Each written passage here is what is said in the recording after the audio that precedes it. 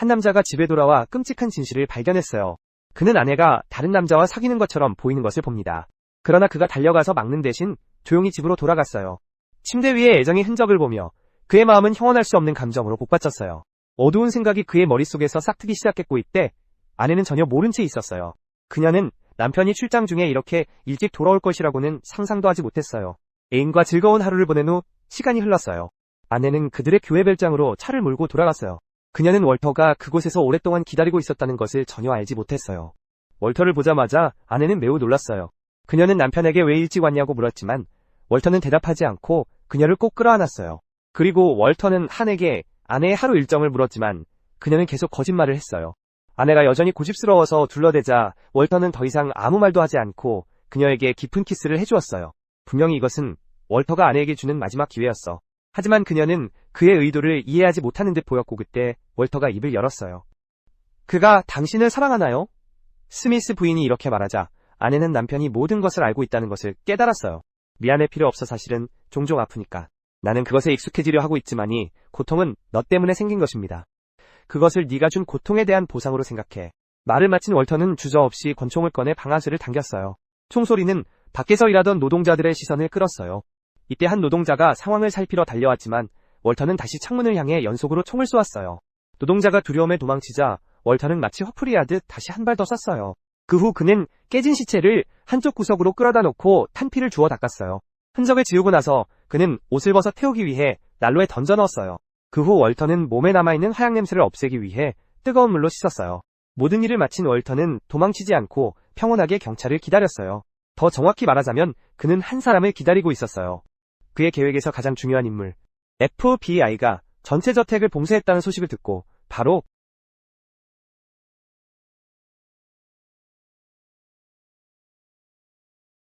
그러나 롭의 질문에 직면했을 때 월터는 아무 말도 하지 않았어. 오히려 자발적으로 저택의 문을 열었어요. 그런 후 롭은 부하들과 함께 안으로 들어갔어. 감시 카메라를 보자 월터는 문 밖으로 말했어요. 당신 혼자만이라도 그런 말을 들은 롭은 혼자서 월터와 협상할 준비를 하며 나아갔어요. 그러나 롭의 긴장감에 비해 월터는 매우 편안하고 심지어 약간 흥분한 모습을 보였어요. 대화를 원활하게 진행하기 위해 두 사람 모두 무기를 내려놓았어요. 그러나 지금 롭은 그를 기다리고 있는 악몽이 무엇인지 모르고 있다. 그녀는 괜찮은 걸까? 그렇게 말하자 월터는 아내를 죽였다고 자백하며 모든 과정을 자세히 이야기했어요. 이때 롭은 약간 혼란스러웠지만 곧 뭔가 이상하다는 것을 깨달았어요. 왜냐하면 월터의 아내가 바로 그가 사귀고 있는 여자였기 때문이.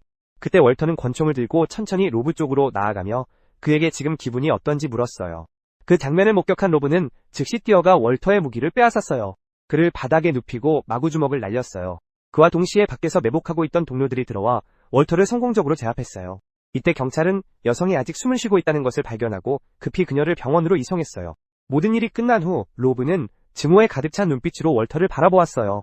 그러나 그는 이 모든 일이 월터의 계획에 포함되어 있다는 것을 아직 몰랐어요.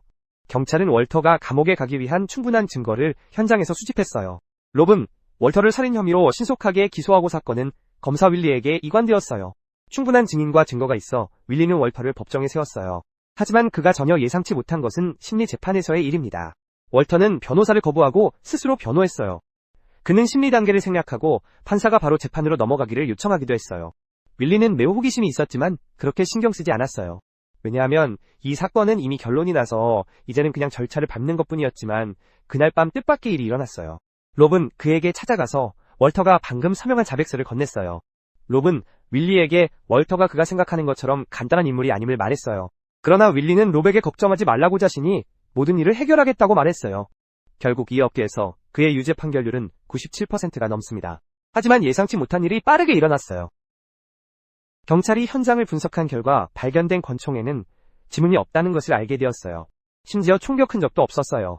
이를 들은 윌리는 이것이 월터가 그렇게 무모하게 행동한 이유일 수 있다고 깨달았어요. 하지만 지금 윌리는 여전히 걱정하지 않았다. 그는 범죄를 저지르면 반드시 흔적이 남을 것이라고 생각했어요. 결국 총이 스스로 다리를 내고 도망갈 수는 없지 않아요. 그래서 셋째 날리니는 경찰과 함께 현장에 가서 단서를 찾으러 갔어요. 하지만 한참 수색한 결과 4발의 총알이 부족한 것 외에는 다른 단서가 전혀 없다는 것을 발견했어요. 월터에게도 화약 잔여물 흔적이 없었고 옷에 피가 묻어있지도 않았어요. 바닥에 있는 탄피를 제외하면 그들은 실탄조차 발견하지 못했고 사건은 막다른 골목으로 접어들었어요. 이 자식이 우리를 놀리고 있어 우리를 함정에 빠뜨리려고 하고 있어. 이 집에 총이 있어 아마도 그는 장갑을 끼고 있었던 것 같아. 그는 아마 다른 총으로 바꿀 시간이 있었지만 그 총은 이 집에 있어. 왜 이 집에 총이 있는지 말해줄게. 사람들이 이 집을 지켜보고 있기 때문이야. 그는 밖에 나간 적이 없어. 아마 내가 잘못 추측한 것 같아. 하지만 나는 총이 저절로 이 집에서 나갈 수 있다고 생각하지 않아. 네가 더 많은 사람들이 필요하다면 내가 알아볼게. 말을 마친 윌리는 떠났지. 난 사무실로 돌아오니 매우 불편한 기분이 들었어요. 결국 증거가 부족하다면 그들은 월터를 유죄로 만들기 힘들 것입니다. 이때 윌리는 롭이 옳았다는 것을 깨달았어요. 그래서 월터가 무슨 짓을 하고 있는지 알기 위해 윌리는 감옥에 가서 월터를 만나기로 했어요. 월터는 윌리에 등장할 것을 미리 예감한 듯했어요. 그는 윌리의 질문에 답하지 않고 이야기를 시작했어요. 너도 알다시피 증거 표면에는 아주 얇은 부분과 아주 작은 물기 자국이 있어요. 만약 가까이 다가가면 모든 것에는 약점이 있다는 것을 알게 될 것입니다. 그곳에서 조만간 터질 것입니다. 네가 내 약점을 찾고 있다면 나는 이미 그것을 찾았어요. 그게 뭐지? 너는 언제나 윌리를 이기고 싶어하는 사람이잖아. 그런 말을 듣고 윌리는 아무 말 없이 떠나갔어요. 분명 월터는 여전히 월터였어요. 비록 그가 더 이상 인육을 먹지 않지만 그는 여전히 무서운 한니발입니다. 시간은 빠르게 흐르고 재판의 날이 다가왔어요. 웅장한 윌리와는 반대로 월터는 마치 이 사건과는 무관하다는 듯이 무관심하게 책상 위에만 낙서를 하고 있었어요. 월터를 유죄로 기소할 어떤 증거도 없기 때문에 윌리는 여성으로 시선을 돌릴 수밖에 없었어요. 의사의 증언에 따르면 총알은 전두엽을 관통했어요. 이런 종류의 상해는 근거리에서 발사된 총알로만 발생할 수 있어요. 윌리는 판사에게 이것이 살인사건이라고 단언했어요. 이때 판사는 드디어 참지 못했어요. 그가 월터에게 질문하기 시작하며 월터도 자신의 의견을 말할 수 있다고 말했어요. 월터는 이 일에 관심이 없는 것 같아 판사는 약간 무력감을 느꼈어요. 그런 다음 그는 윌리에게 계속 발표하라고 신호를 보냈어요. 윌리는 중요한 증인인 롭을 호출했어요. 바로 이때 월터는 갑자기 펜을 내려놓았어요. 롭이 진술을 마치자마자 월터는 즉시 반대 의견을 말했어요. 이 행동은 판사의 주목을 받게 만들었어요. 월터는 침착하게 일어나서 법정을 충격에 빠뜨릴 정보를 말했어요. 그는 내 아내를 빼앗았어요. 이 말은 판사를 말문이 막히게 했어요. 판사님, 경찰이 그를 내 아내와의 불법 관계로 체포했습니다. 법적으로는 어떻게 되나요? 나는 이 점이 반대될 수 있다고 생각해요. 비록 정말 충격적이지만 아마 내가 틀렸을지도 모르겠어요. 월터의 말은 롭의 증언을 웃음거리로 만들고 윌리가 해온 모든 일을 무너뜨렸어요. 이때 롭은 부끄러움과 분노로 월터를 향해 돌진했어요. 그의 행동은 배심원들이 월터의 말이 근거 없는 것이 아니라는 것을 더욱 확신하게 만들었어요. 롭의 행동 때문에 판사는 재판을 일시 중단한다고 발표했어요. 윌리는 이 노인을 과소평가한 것 같다는 것을 깨달았어요. 판사는 윌리와 월터를 빠르게 소집하여 대화를 나누었어요. 월터의 말은 아직 검증되지 않았기 때문에 윌리는 계속해서 싸우고 싶어 했어요. 하지만 월터는 자신의 사설 탐정이 롭이 아내와 불륜을 저질렀다는 것을 증명할 수 있다고 단호히 말했어요. 윌리는 자백서를 사용해 대화할 생각이었지만 월터는 자신이 롭에게 강제로 자백서에 서명했다고 말했어요. 이 말은 사건을 완전히 뒤집었어요. 윌리의 모든 증거는 휴지 조각이 되었어요. 판사가 윌리에게 증거를 수집할 수 있는 시간이 5일밖에 남지 않았다고 선언했어요. 기한이 지나도 새로운 증거가 없으면 월터는 석방돼요. 말을 마치자 판사는 떠났고 윌리는 사무실로 돌아가 매우 화가 났어요. 범인이 누군지 알면서도 아무것도 할 수 없는 기분은 정말 불쾌해요. 이때 상사는 윌리를 꾸짖기 시작했어요. 왜 그가 조사를 소홀히 했는지 물었어요. 그들이 5일 안에 증거를 찾지 못하면 전체 검사기관이 비난받게 될 것입니다. 당신의 어리석음은 우리를 대중 앞에서 부끄럽게 만들 것입니다. 당신은 준비 없이 오만하고 조급하게 행동했어요. 이것은 당신이 초래한 피해이며 그 정도는 우리가 아직 몰라요. 하지만 당신은 한에게 물어볼 겨를조차 없었다. 하지만 윌리를 걱정하지 마십시오. 당신은 자신의 행동에 대한 대가를 치르게 될 것이다. 그런 말을 들은 윌리는 전혀 반박하지 않았어요. 그는 이 사건을 실제로 과소평가하고 있었어요. 하지만 그날 밤 윌리는 갑자기 수포를 받았어요. 그는 그것이 여자친구가 보낸 깜짝 선물이라고 생각했어요. 하지만 열어보니 안에는 깨진 달걀 껍질이 들어있었어요. 이는 분명 월터의 도발이었다. 다음날 윌리는 다시 상사에게 찾아갔어요. 이번에는 자신의 실수를 인정하고 사건을 계속 담당하고 싶다고 말했어요. 계속 실패한다면 이 좋은 새 직장을 작별해야 할지도 몰라요. 그리고 그는 여기 남아있을 수 없다. 이곳은 항상 해고되는 공무원이 있는 곳입니다. 하지만 상사의 말은 윌리를 낙담시키지 않았어요. 그는 동료에게 총의 행방을 계속 찾아보라고 하고 자신은 롭의 집으로 갔어요. 롭의 생활도 그리 나아 보이지 않았어요. 사건이 드러난 이후로 그의 아내는 아이를 데리고 친정으로 갔어요. 월터의 범죄 증거를 빨리 찾아내기 위해서였어요. 롭은 그들이 만난 호텔을 밝혀야 했어요. 얼마 지나지 않아 윌리는 롭이 말한 호텔에 도착했지. 시간이 너무 지나버렸어요. 호텔은 방을 정리했고 감시 카메라에서 윌리는 흐릿한 그림자만을 보았어요. 그 사람이 월터라는 것을 알았지만 기소할 증거로는 사용할 수 없었어요. 이후 윌리는 월터의 회사로 갔어요. 그는 여기서 단서를 찾을 수 있기를 희망했어요. 하지만 이때 월터가 그에게 전화를 걸어왔어요. 그는 조사가 어떻게 진행되고 있는지 물었어요. 전화 중 월터는 윌리에게 진심으로 안부를 전하고 조사 과정에서 주의하라고 경고했어요.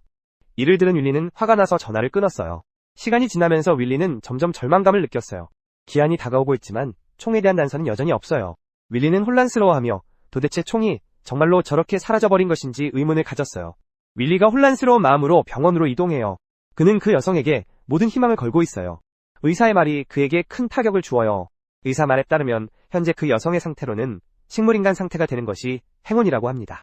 비록 그녀의 몸이 약간의 반응을 보였지만 그것은 단지 신경계의 조건 반사일 뿐입니다. 그녀가 깨어나서 질문에 대답하기를 원한다는 것은 허황된 꿈과 다름없습니다. 그렇게 듣고 윌리는 절망에 빠졌습니다. 그는 기적을 바랐지만 결국 기적은 기적일 뿐이었습니다. 날이 지나도 윌리는 아무런 증거도 찾지 못했습니다. 그러나 재판이 열리기 전날 밤 롭이 갑자기 방문했습니다. 잠시 대화한 후 롭은 이곳에 온 목적을 말했습니다. 알고 보니 롭은 경찰 신분을 이용해 불법 보고서를 작성했습니다.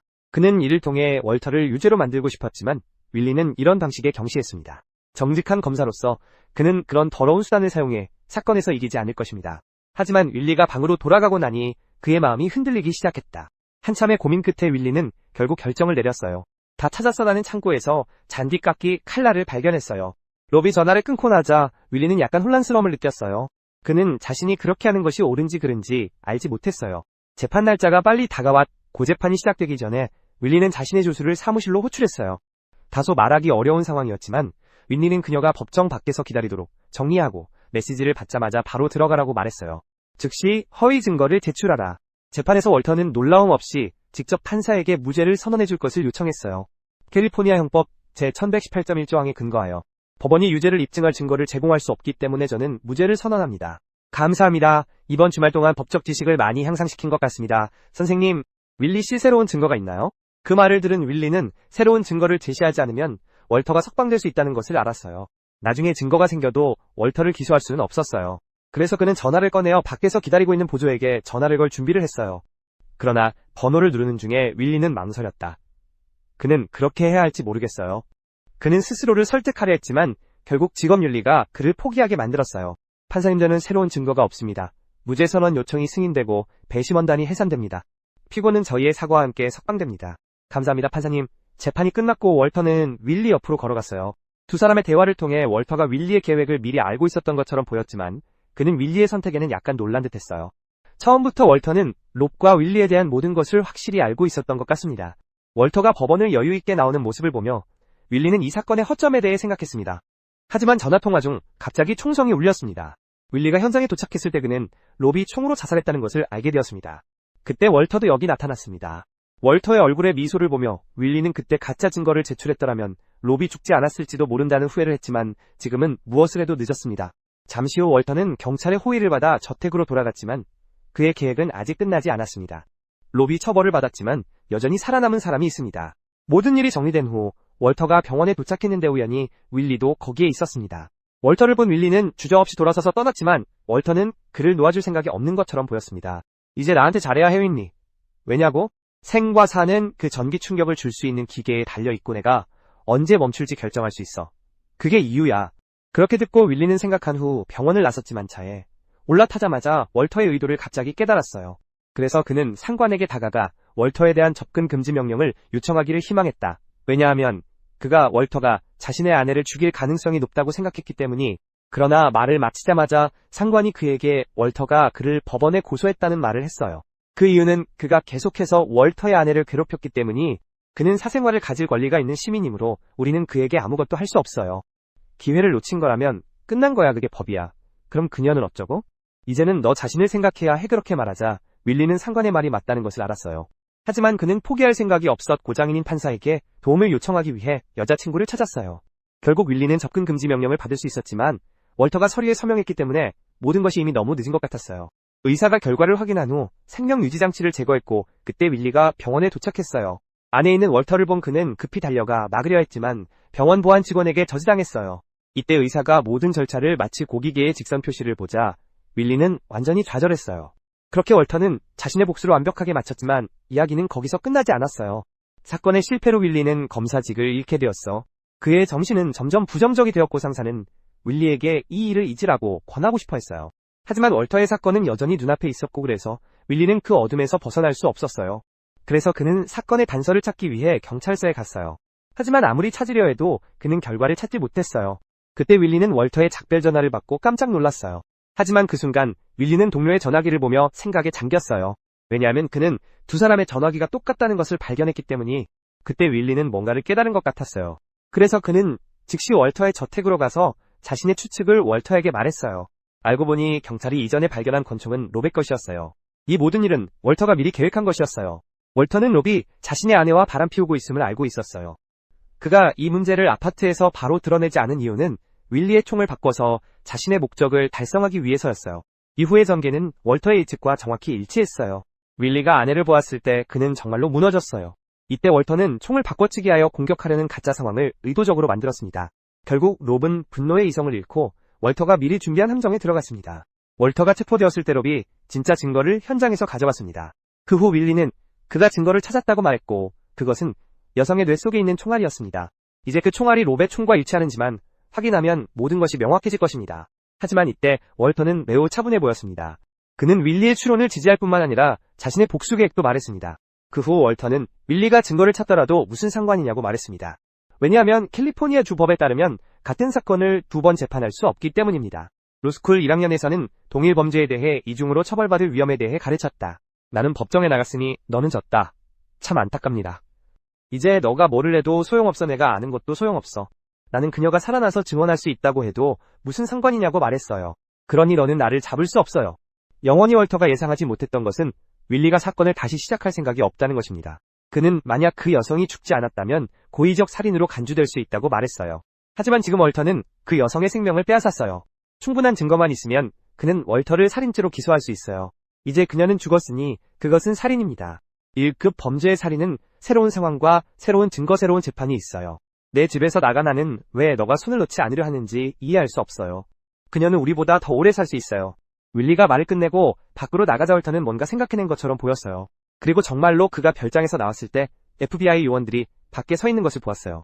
분명히 윌리는 준비를 해왔고 월터는 다시 윌리에 의해 법정에 끌려갔어요. 이번에는 월터가 법의 처벌에서 벗어날 수 있어요? 이야기는 여기서 끝나요. 이 영화에 대한 온라인 평가는 매우 엇갈립니다. 그러나 감독이 마지막 장면을 사용하여 영화의 주제를 전달하고 월터의 대사에 답변했다는 사실을 아는 사람은 거의 없어요. 당신은 알고 있죠? 증거의 표면에는 아주 얇은 부분과 극히 작은 물자국들이 있습니다. 만약 당신이 충분히 가까이 간다면 어떤 것도 약점이 있다는 것을 알게 될 것입니다. 그것은 조만간 거기서 깨질 것입니다. 좋은 영화는 감상하기 위해 인내가 필요해요. 영화의 가치는 명성에 있고 영화 리뷰의 가치는 감정에 있어요. 오늘 이야기는 여기서 끝납니다. 영화 시청해주셔서 감사합니다.